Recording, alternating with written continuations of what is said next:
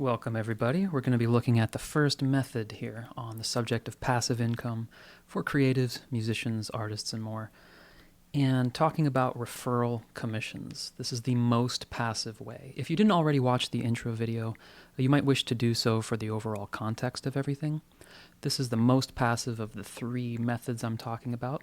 It's called affiliate or referral marketing. That's sort of the formal name, but it's basically just involves you recommending a product, resource, or a colleague even using a special link they would provide to you. You do this already sometimes with apps on your phone, refer a friend on Uber or something like that.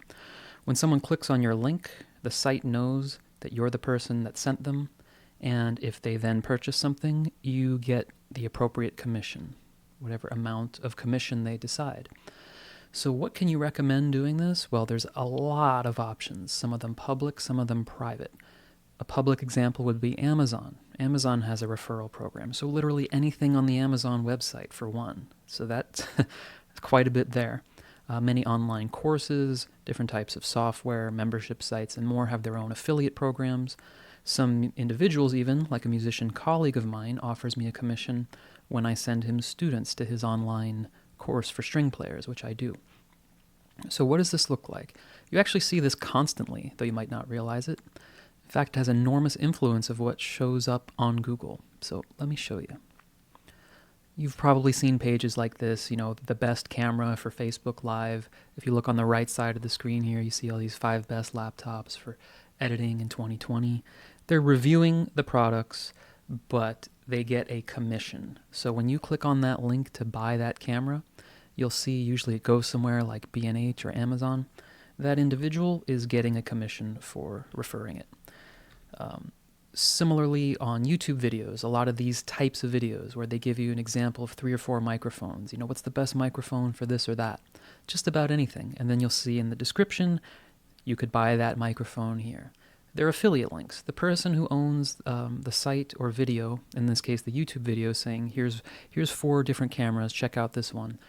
Might be the best one for your budget. If you buy it, they get a commission for it, really as they should. They're helping you decide. So that's sort of the useful and practical way to actually do this. Sometimes there's educational courses, pieces of equipment, or other services that are really specifically relevant to what you know. You might know about keyboards and synthesizers, for example. There's probably some service in your life that has an affiliate program. You could be getting a commission when you recommend it to people or help them understand it.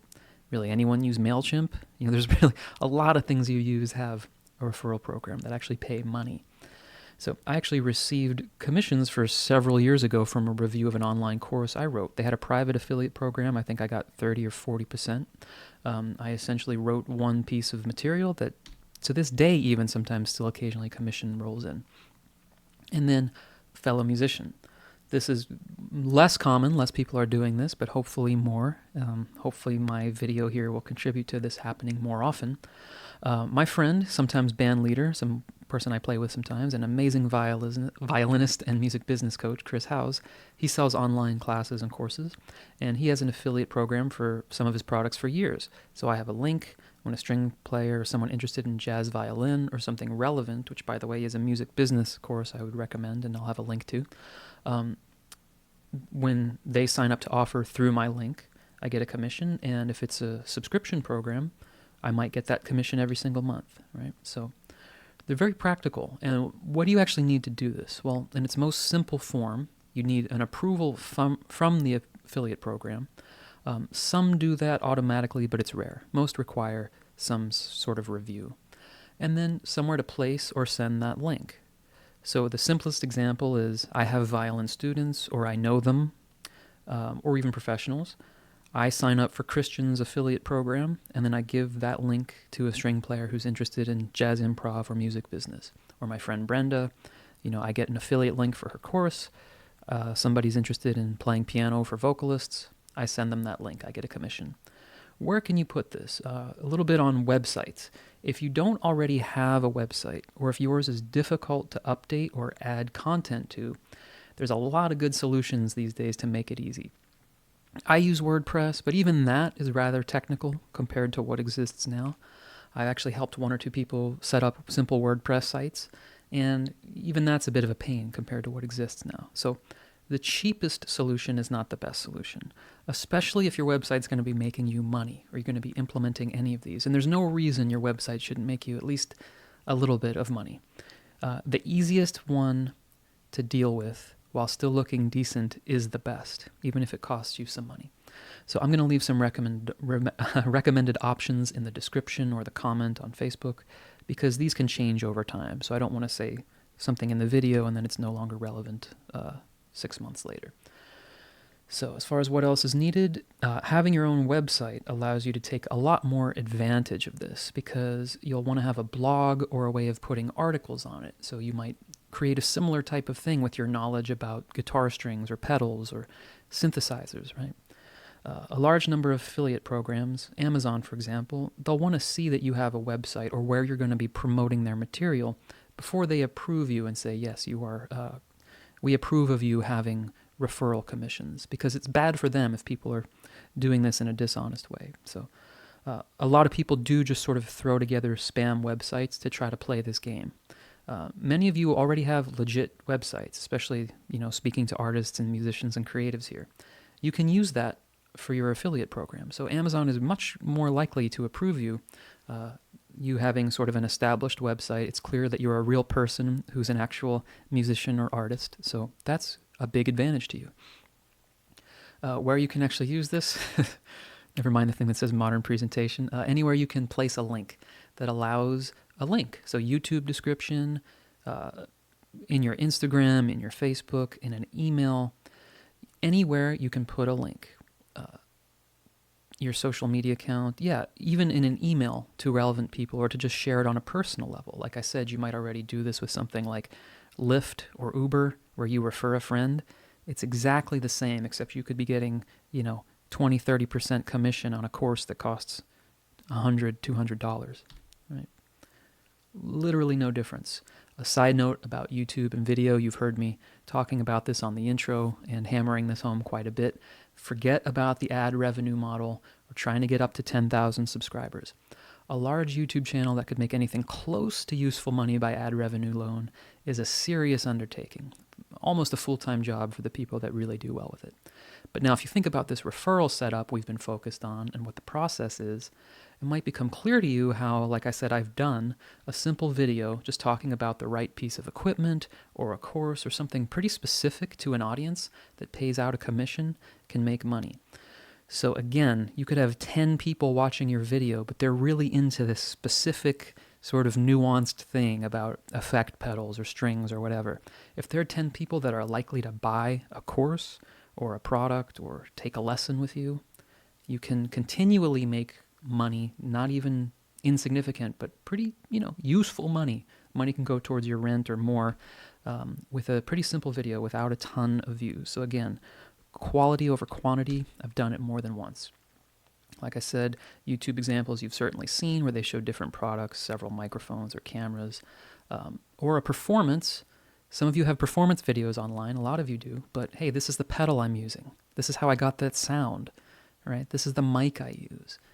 You can absolutely have that in the description of your YouTube video with a link to B&H getting you a commission, right? There's no reason not to do that. This is also why there's some very obviously not genuine videos out there of people that are just throwing out reviews trying to get referral commissions. At least as far as knowledge is concerned, I'm sure you have the ability to do at least one of these types of videos right now, or articles, at least as far as the information in your head, your expertise. You might have videos online already that could implement this kind of strategy right into it, into the description. Just a friendly reminder, like I've been saying in the last one, musicians, we can help each other out by commenting, subscribing to people's YouTube channels that are friends of ours. As the channel gets actual viewers, people you actually know, you actually like it, you actually comment legitimately, not just doing it in a spam bulk, that tells YouTube, okay, this is a decent channel. People actually like this material. So then when people do search for, I want to take a violin lesson, you're more likely to show up based on how much engagement you have, how many likes and comments. So the guy I've been using, you're going to see Chris Howes show up because he has a lot of views and comments that are real. So why can this actually work for musicians and artists and colleagues of mine more effectively than a lot of people? Well, for one, your expertise helps others. So this is speaking more generally. But if you do this in what I consider the correct way to do it, you actually are providing a service to somebody. They do want to know how you actually got that sound or how you're doing what it is you do. It can be really difficult for those of us out there to know, hey, how'd you use that camera? How'd you get a good sound? What bass strings? That was the first thing I ever did with this, right? To experiment with this process was putting a site up that explained different types of bass strings. Obviously not a huge moneymaker, but I learned a lot and actually made some money doing it. What do you buy to practice your saxophone without bothering the neighbors, right? There's specific situations and use cases. If you can break things down for someone and show them what the terms mean, if I'm looking at cameras, I don't know what all that stuff means. Just tell me what I'm supposed to use, right? And what they probably need if they're looking to do X, Y, or Z, you really are helping them a lot. Maybe you're giving them some tips on how to use it as well. You save them a lot of time. So when you help someone like this, you're essentially working as a salesman for that camera or that piece of equipment. Even if you're just good at it because you have a lot of Instagram followers and you're getting it in front of a lot of people, you're advertising for that company. If you direct them to Amazon, you basically just gave Amazon that sale. So as a creative who likely uses some of these products and has expertise, your recommendations can have extra weight. So you're making the money. You're doing a service. It's all good that you get a commission. You do deserve that commission. Your website and these assets I'm talking about, that's another advantage that a lot of musicians, creatives, artists have. There was a time you could just throw up a website, and I did this back in the day. Just make one website targeting this one course, and you put up a content fast, and then you rank in Google searches. That used to be a good method. Obviously, it's not really good for the world, right? To have hundreds of spam websites all just competing to rank. So again, Google, YouTube, they want to know that this is a legitimate human being with actual expertise and knows what they're talking about. So in order to combat that, they look for sites, let's say that they're older, they have actual engagement, all these different factors. Your 10-year-old musician website is a huge advantage to sort of the algorithm, right? Like I said, the term is authority. It can have more age and credibility and authority. Now, especially if you start writing articles, blogs, thoughts on your website, stop writing them on Facebook. Write them on your website. That actually grows the value of your website. Again, writing a long, thoughtful article on Facebook, put it on your website first. Subject for a separate video. Grow your own content, not Mark Zuckerberg's. Place where you can organically refer people to something relevant. The whole challenge with doing this process at all, what someone who buys a course trying to learn how to make money online, their whole challenge is to become established a bit, both in Google and as an expert in some degree. That's what people are trying to do. So your website that's been around a long time, your expertise, that's digital gold in a lot of ways. People literally pay more money for older domain names. Just the name, whatever.com. If it's been around for 15 years, it's worth more money. Your credibility. So I can confidently say to all, at least my musician colleagues that I know personally in New York and around the world, you have more skills and credibility in your field and many related areas than you likely realize. A lot of you know how to work an email list. You know how to do a lot of things that you just sort of take for granted. Your resume, the fact that you work professionally in a certain area outlined on your website, it instantly gives you some of that deserved credibility. It's not fake credibility. You also might be surprised at how much detail you can go into a variety of subjects that you take for granted once people ask you that you would find really valuable. Again, that how do you get that live sound? How did you put that video up? How did you do what I'm doing right now? Right? All of that stuff has value. Some more musician examples to get your gears turning a bit. Besides the details of your instrument, what method books, what courses that you might know. How about microphones, sound equipment? I mean, audio files out there, right? Think about the amount of money people drop there. So if you can recommend a good, mixer or set of quality headphones and your description helps break it down for people, your commission's going to be a lot higher than your Spotify plays by like an exponential margin. Now, your audience, you might not have a giant online following, but if you do, this will work even better. But you could most likely, right now, you do have some people out there, they know who you are, they know that you could help them with some useful information, and they would trust your recommendation. So again, this is specifically applies to you as a creative person that's been out there, right?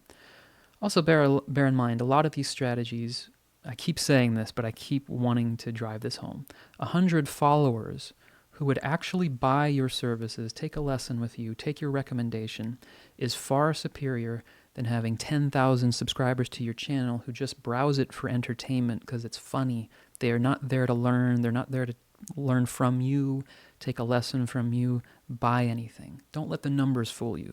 There's people in the shadows with very small channels and not big flashy things that are making more money than the people with 10,000 subscribers. Fun fact about Amazon, they do pay a very small percentage commission, but if you click on a referral link from someone and you buy anything there, even after a couple days, you get a commission on it. So if you click on an Amazon link in my descriptions saying, okay, hey, this is this microphone, sounds pretty good. If you want to know what it is, if you clicked on that and then you just bought stuff for your house 2 days later, guess who gets a commission, right? I do. Very interesting. So where to start? Well, it's just some things to think about. Start with the headspace about it. What do you already use? What do you legitimately like and recommend to people? What do you have expertise and or passion about that you could share? Then within that, what could you recommend? A lot of you have entire Facebook threads just dishing out tons of really in-depth info. Like you're sharing it for free. Mark Zuckerberg gets the content. You're not getting anything for it. Think about where you do that. And again, you deserve to get paid for it. It's your expertise and knowledge, and it's as simple as putting in a referral link in many cases. Where could you recommend or refer it to people easily? Do you have a social media account where it would make sense? Do you like the idea of a YouTube channel? It is work any way you cut it, but you might enjoy it. Do you have a website? You should. You should have a website anyway for a bunch of reasons. Everything we're using you can do with a website, having a blog or articles that can serve as a place to refer people. It can also show up in Google searches, especially as you build it up. Someone who makes a full-time living as a professional affiliate, which people do, some people make money that would make your jaw drop. The whole game is ranking in Google. Now, your website that's established, again, you can often have an advantage because if you start putting up content, and again, it should be useful and actually help people, and you can't just throw up 50 spam blogs on your website saying, hey, buy this microphone, buy these strings, right? You got to mix it up. But as you do that, your content will start to rank in Google. You have a bit of an advantage of, again, especially the more specialized you are, right? As mentioned, there are many platforms out there making it easier and easier for making a nice website for creative people. So evangregor.com, I like how it looks. That's a WordPress theme that I bought. So I basically just changed the pictures, changed the text. But even that's pretty technical. It's fairly involved. I'll put in the description of the video because they could change with time. There are a few services that friends of mine use. They work very well. They look good. Again, being able to easily add things and change them is probably the most important if you want to get into this. You want to just be able to type down your thoughts, type down your material, have it look decent, and not have to be playing around. So I don't even recommend WordPress unless you're pretty computer savvy, or at least just pretty comfortable getting around. Note, disclose to people that your link is a referral. So like my links in the comments will be affiliate links because, that's what we're talking about, right? Who? Think about whom you're trying to reach or what would be a good fit. This could be on a video by video or post by post basis. You may not want to be doing this on your social media account that is friends and family. You just think about where you kind of want to be doing this and what your strategy might be. You might even want to have a separate platform entirely for a project. Just bear in mind that if you're going to start something new, you're starting from scratch. Your own website that's been around for a while is a huge advantage. Side note, some of you, at least musicians I know out there, some of you have links to your website from places you've played, like the Kennedy Center, and you can't imagine what that is worth in terms of making your site look good to Google, wow, the Kennedy Center linked to that site. It's one of those things they use to say this is not someone throwing out garbage trying to get affiliate commissions. So when you have some ideas about what might work for you to refer, search and see if they have a referral or affiliate or similar program. Literally search Google, like these headphones, affiliate company, or this course. Amazon might sell it, but if they have a private affiliate program, usually better. So, MailChimp, search Google, MailChimp affiliate. Oh, I've had an affiliate link for 10 years. You'd be surprised. See if it's sold on a site like Amazon or B&H. But like I said, if they have their own program, it's usually going to pay even better. You'll likely need to have your own website looking relatively presentable and have something there in order to get approved. But if it's a smaller program, affiliate program, they'll actually read what you say and say, hey, I'm a musician. I could actually recommend your service to my students. They would love to have you. Like I said, you'll need to be approved by an affiliate program. You'll likely need a website to do so. Just something where they can see the quality of who you are and what you create. Again, keep in mind this works with good and useful content that helps people actually make a decision, or you're recommending something to students or friends because you know it's good. Just think of the way you would genuinely recommend something. Like I said, a lot of us are doing this all the time. The mindset can build upon itself in useful ways. So if you do this the wrong way, it can do more harm than good. The right way, it's good for everybody. So for right now, this may mean your project, especially if you have downtime like a lot of us do at the time of this recording, this might mean your project is to just get that website, blog, YouTube channel, or other idea just ready for prime time, which again, if you could see some of the sites that I know make insane money, they don't look great. They're just clean, easy to read. So you don't need anything super fancy, just a place you can write down your ideas and have them look clear. Others of you may already have a whole universe in place. You might have a decent YouTube channel. You might have a nice looking website and a blog that people comment on. And you could be plugging this idea into it right away, again, where appropriate, where it would actually fit to say, oh, and if you want to use this service or this product, I think it works really well for this. Put your referral link instead of just the regular link. Again, so more from me. This subject grows in importance to me more and more these days, more each day, especially with what's happening now. If you'd like to keep up for when I put more of this stuff out there, and I'd love to do some live calls. It's something I really enjoy. Please go to my website, evangregor.com, and there's a URL there. It'll be in the description. Like I was saying, it helps us all to actually subscribe and comment and thumbs up each other's YouTube videos because it increases Google's way of saying, oh, this is a actually valuable channel, right? So mine is there, or just search for my name, EVANGREGOR. Those links are also in the description. I believe that's the end of the slides. This time I actually recorded to my computer. Let me stop the recording. So thanks again for listening.